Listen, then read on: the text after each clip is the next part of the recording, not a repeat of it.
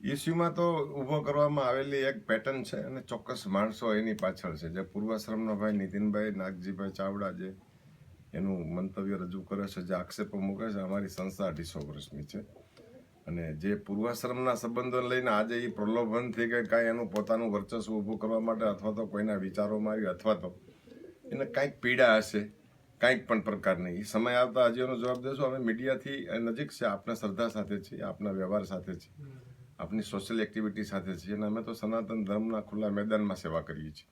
અમારો કોઈ ઉદ્યોગ ધંધો નથી, અમારી કોઈ એવી કોઈ નીતિ નથી, એવી કોઈ વ્યવસ્થા નથી બહાર કે ભોળવીને હિપ્નોટાઇઝ કરીને કે લોકોને એટ્રેક્ટિવ કરીને અહીંયા અમારું સોપાન ખડું થાય, અમારું સામ્રાજ્ય ઊભું થાય અને અમારો પ્રભાવ તમારે એવો પ્રભાવ નથી. અમારો પ્રભાવ હાથ જોડીને ઊભો રહેવાનો છે, અમારો પ્રભાવ તમારા હૃદય સુધી આવવાનો છે, અમારો પ્રભાવ અમારી સંસ્થાનો, અમારા ગુરુ પીરોની જે ભજન પ્રક્રિયા હતી, જે માનવ કલ્યાણ, પ્રકૃતિ કલ્યાણ, પશુ કલ્યાણ, સુખી રૂખી દુઃખી, એની સાથે રહેવાનો છે. આક્ષેપો કરે છે કે આને મારે છે ને આને મારે છે, દારૂ 3 થેલી દારૂ પીને અહીંયા આવીને લુગડા કાઢીને મા બેન હામી ગાયું બોલતા હોય તો અમે ન કીધું હોય, અમારા માણસોએ કીધું હોય, એમાં સીધા અમને ટાર્ગેટ બનાવે છે. વાત મુદ્દાની એ છે કે આમાં એક સારી તપાસ સમિતિ નિમાય અને તથ્યતા શું છે, સત્યતા શું છે, આપ સત્ય સાથે છો, અમે સત્યની જ્યોતમાં છીએ અને જ્યાં જ્યાં સમયે જ્યાં જ્યાં અનુકૂળતા હશે ત્યાં અમે આપણે સહયોગ આપશું.